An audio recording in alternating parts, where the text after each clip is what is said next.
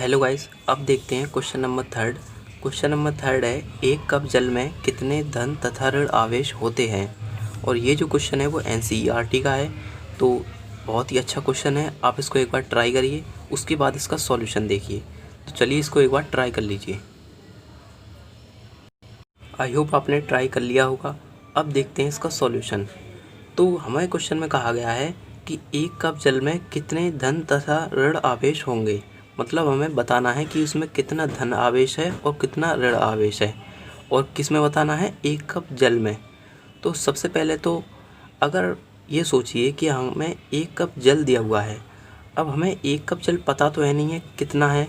हो सकता है वो कप छोटा हो सकता है, तो उसमें जो जल है, पानी है, वो कम आएगा, और अगर बड़ा होगा तो ज़्यादा आएगा।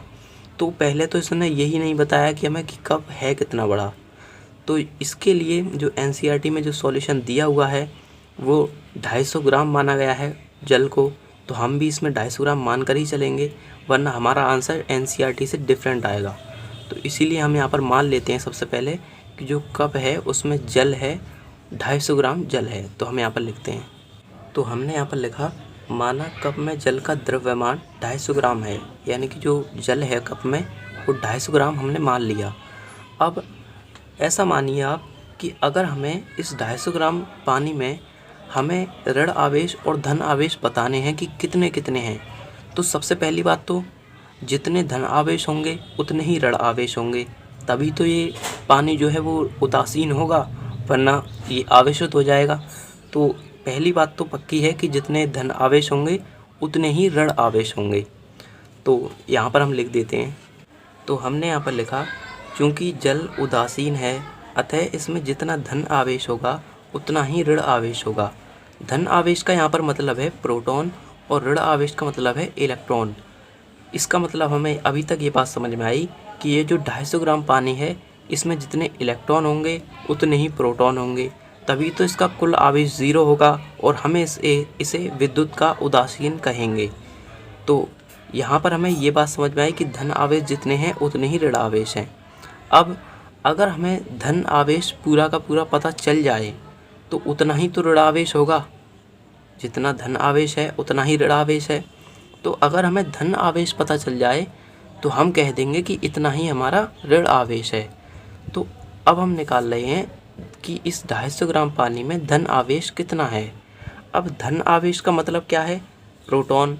तो हमें बेसिकली अब क्या निकालना है, हमें निकालना है प्रोटॉन।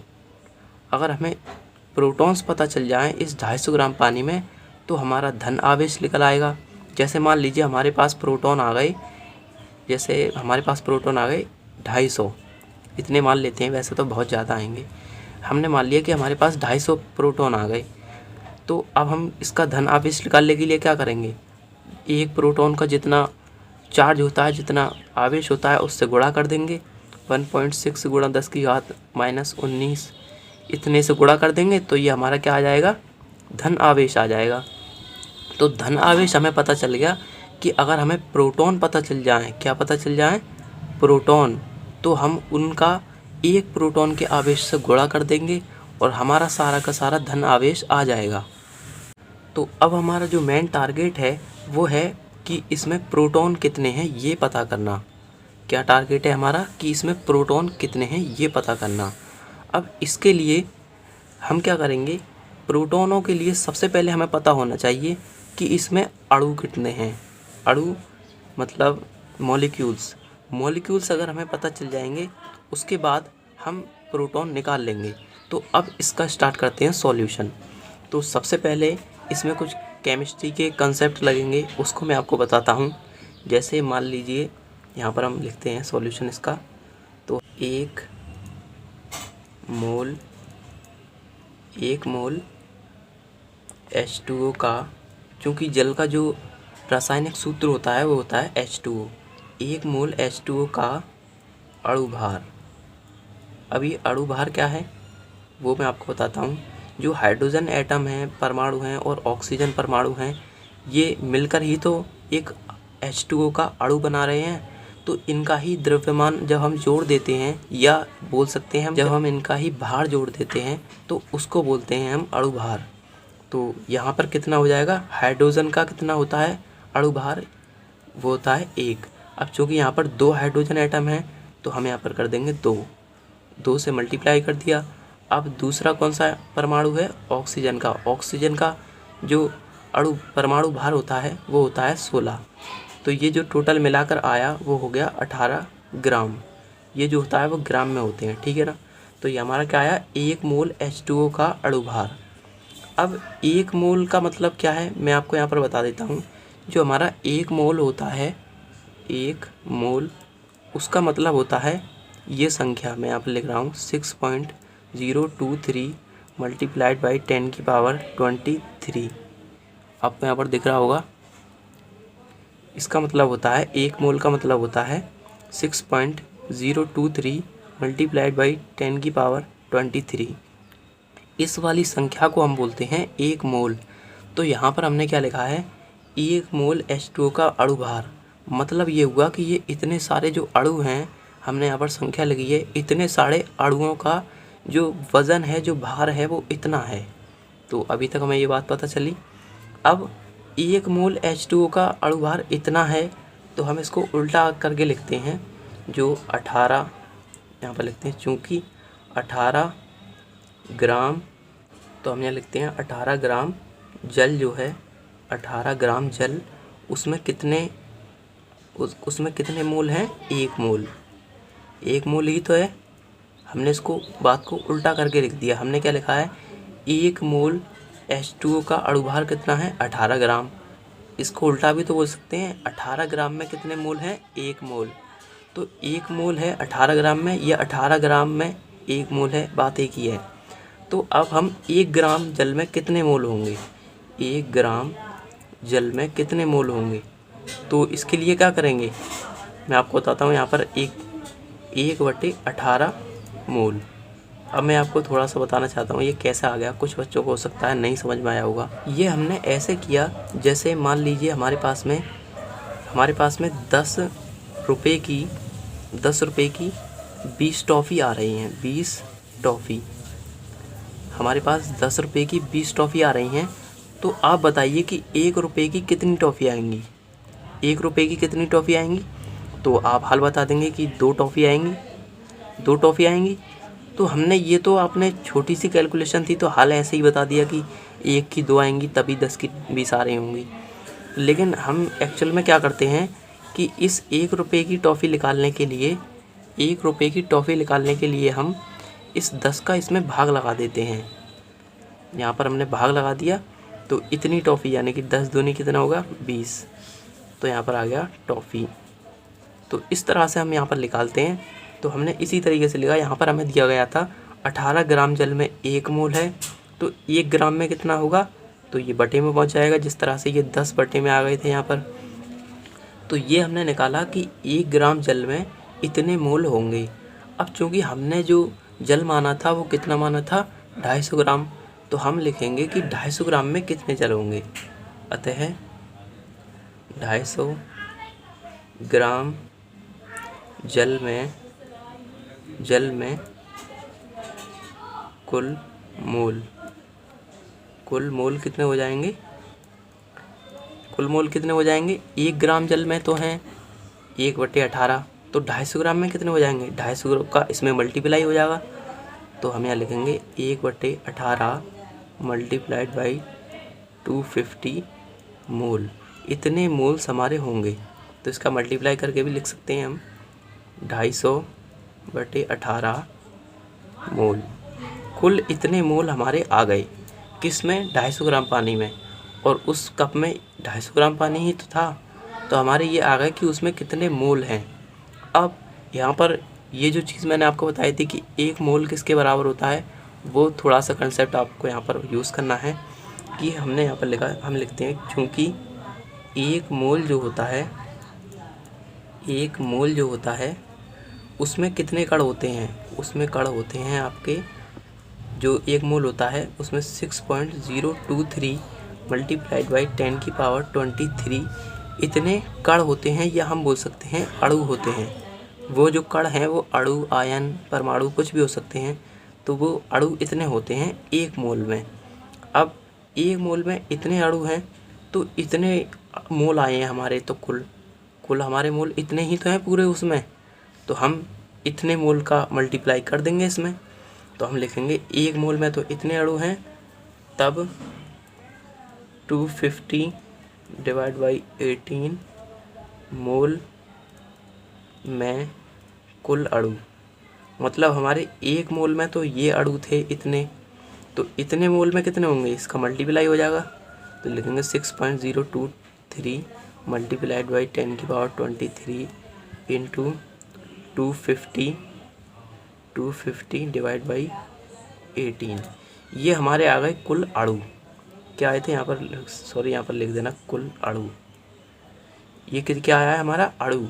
अब हमें पता चल गया कि कुल अणु उस जल में कितने हैं। अब हमारा जो मेन काम है वो क्या निकालना है, प्रोटॉन निकालना। हमें अणु पता चल चुके हैं। यहाँ पर मैं एक और बार लिख देता हूँ, यहाँ पर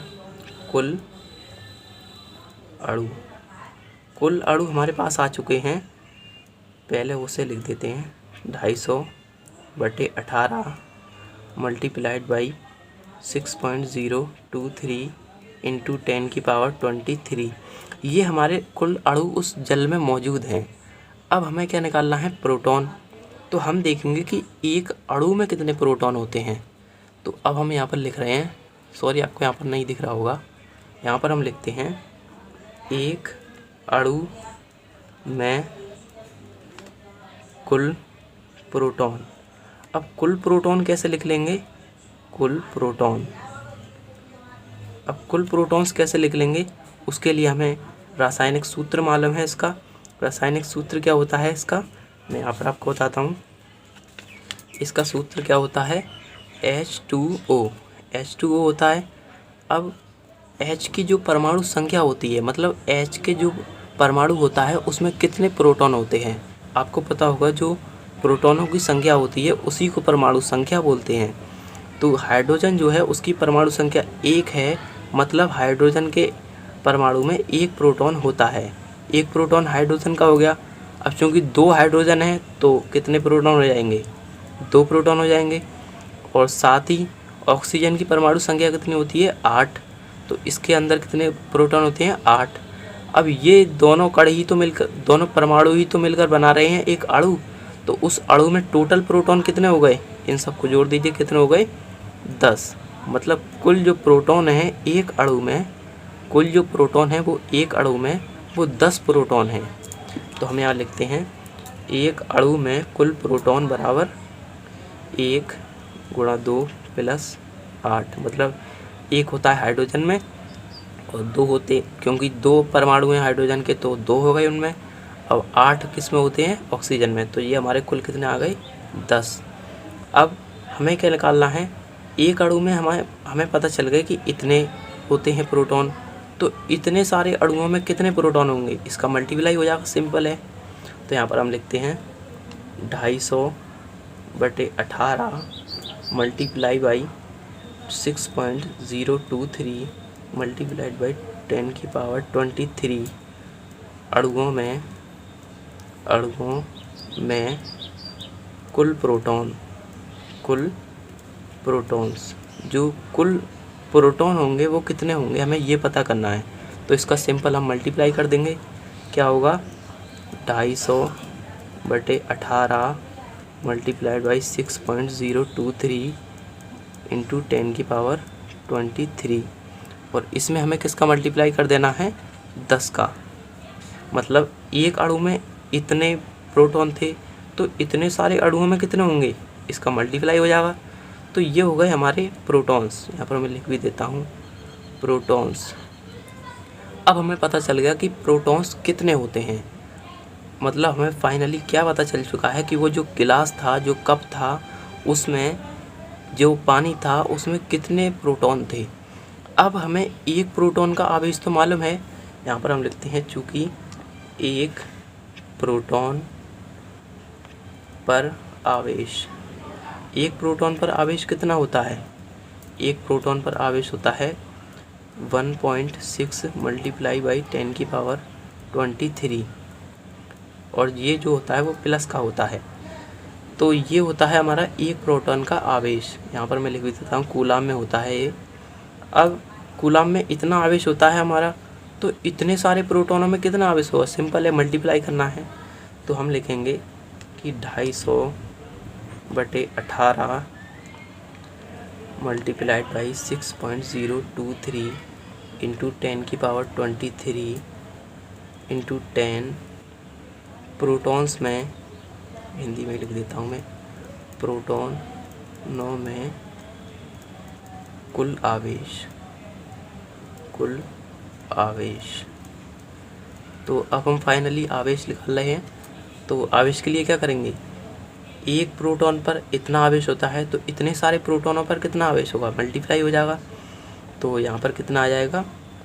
यहाँ आएगा 250, सॉरी ये पेन थोड़ा सा नहीं चल रहा है, 250/18 multiplied by 6.023 into 10⁻23 multiplied by 10 into 1.6 into 10⁻, sorry यहाँ पर 23 कर दिया था हमने, 9 होता है माइनस के, वो भी सॉरी, यहाँ पर ये कितना हो गया? -19। तो यहाँ पर हम लिखेंगे -19।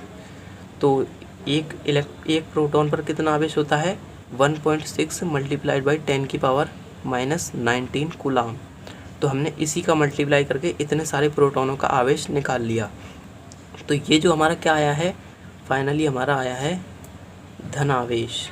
जो धन आवेश था वो हमारा आ चुका है, और धन आवेश कितना आया है? इतना। अब इसको जब आप कैलकुलेट करेंगे तो जो आपका लगभग आंसर आएगा वो आएगा 133.8.22 मल्टीप्लाइड बाई 10⁻4। ये आपका आएगा जब आप इसको कैलकुलेट करेंगे। इसको मैं कैलकुलेट इसलिए नहीं कर रहा हूँ क्योंकि बहुत टाइम लगेगा। आप इस 19 में से इस 23, इन दोनों को आपस में सब्ट्रैक्ट कर देना, घटा देना, और ये भाग वगैरह आप कैलकुलेटर से लगा लेना। तो इसको अब इतना आंसर आएगा, तो हम ऐसे ही नहीं छोड़ेंगे। इस पॉइंट को हम इधर लाते हैं, आपको पता होगा, एक अंक के बाद लिखते हैं। इस पॉइंट को जब इधर लाएंगे तो कितना आएगा? 338। इस 22 को भी आप चाहें तो लिख सकते हैं, 22 मल्टीप्लाइड बाई 10 की पावर। अब 10 की पावर बढ़ जाएगी, क्यों? क्योंकि यहाँ पर हम 1 2 3 इधर लाए हैं, तो 10 की पावर 4 से क्या हो जाएगी? 7, मतलब 3 बढ़ जाएगी। अब यहाँ पर इसको हम हटा सकते हैं। आपने सार्थक अंकों में पढ़ा होगा कैसे हटाते हैं। 2 जो है वो 5 से छोटा है, तो इसको हटा देंगे, कुछ भी नहीं फ़र्क पड़ेगा इस पर। इस 2 को भी हटा देंगे, इस 8 को हटाएंगे, तो ये 5 से बड़ा है, इसीलिए इस अंक को हम एक बढ़ा कर लिख देंगे। मतलब हमारा जो फाइनली आंसर आएगा वो आएगा 1.34। हमने इसलिए लिख दिया क्योंकि ये 5 से बड़ा है। आपको आता होगा सार्थक अंक अगर आपने पढ़े हुए हैं। और इंटू 10⁻7, और ये हमारा कितना है? कूलाम में आएगा, क्योंकि ये धन आवेश है तो ये आवेश ही, तो ये कूलाम में आएगा। तो फाइनली हमारा जो धन आवेश आया वो इतना आया। अब इसने कहा था कि धन आवेश और ऋण आवेश दोनों बताओ हमें, तो हमारा धन आवेश इतना है तो ऋण आवेश भी तो इतना ही होगा। तो इतना ही हमारा, यहाँ पर आप इस तरह से प्लस भी लगा सकते हैं कि ये धन आवेश है, और इतना ही हमारा ऋण आवेश होगा। तभी तो ये दोनों मिलकर के शून्य हो जाते हैं, और वो जो जल है वो उदासीन हो जाता है। तो ये हुआ हमारा ये क्वेश्चन, NCERT का था, बहुत ही अच्छा क्वेश्चन था। आई होप आपको समझ में आया होगा। तो चलिए मिलते हैं अगले वीडियो में नए क्वेश्चंस के साथ। तब तक के लिए बाय बाय, टेक केयर।